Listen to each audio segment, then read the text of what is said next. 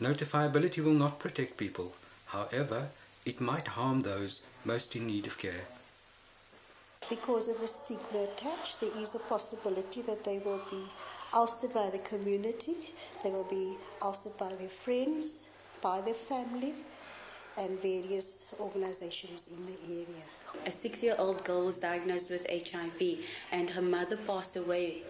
Both her parents passed away HIV positive, and she lived with a guardian. And this guardian basically felt that this child didn't need any treatment because eventually the child would die. She gets a grant for the child and has to send the child to school, but didn't want to send the child to school, making it known at the school this child is HIV positive.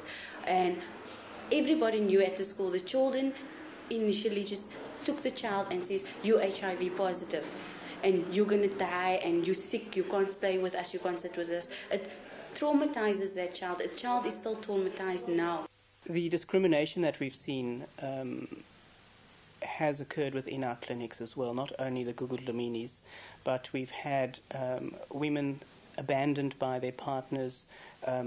Once they found out that their child had died of HIV/AIDS, they would be abandoned, and they would then have to fend for themselves. HIV is still a disease that has a huge stigma attached to it, and people are very worried about that. And it's a particular problem in a clinic like this because a lot of the staff come from the same community as the patients. And so as it is, we have a problem with confidentiality, and if we introduce something like a notification process, it'll just make the confidentiality issue that much more difficult to contain. People from different areas are already going to Mitchell's Plain to prevent their status from becoming known within their own communities. We don't know who that person is. They're unknown to us, and they're unfamiliar with ours, and we're unfamiliar with them. You see, so they come to Mitchell's Plain not to be identified. We still have problems around employment issues and people losing their job or not being employed. Even liberal employers of domestics get worried about their children, and so then they just let that person go. I think notification will endanger the doctor-patient relationship. On the one hand, patients will be very scared to inform their doctors, so a lot of them will not want to come to the doctors only when they're really ill. They will change their names, give false addresses. Also, I think doctors who feel very strongly about protecting patients' confidentiality will also tend not to notify. I would almost say that they will not be able to force me to inform the patient's family. Firstly, I have my ethics and my codes. I have my constitutional right.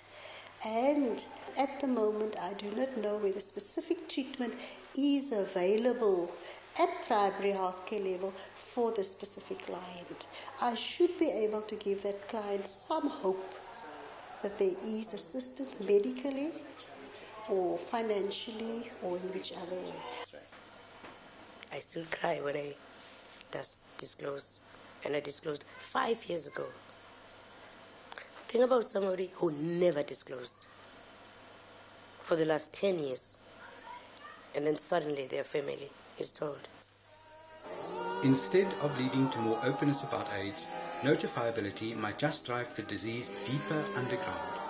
Government should rather try to create an environment where people will feel safe enough to live openly with AIDS.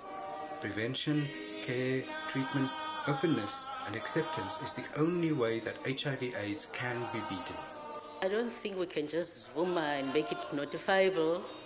We have got to have supporting groups, and we have got to educate people too. Because if they are thrown out of the houses, what are you going to do with them? Have we got homes to send them to?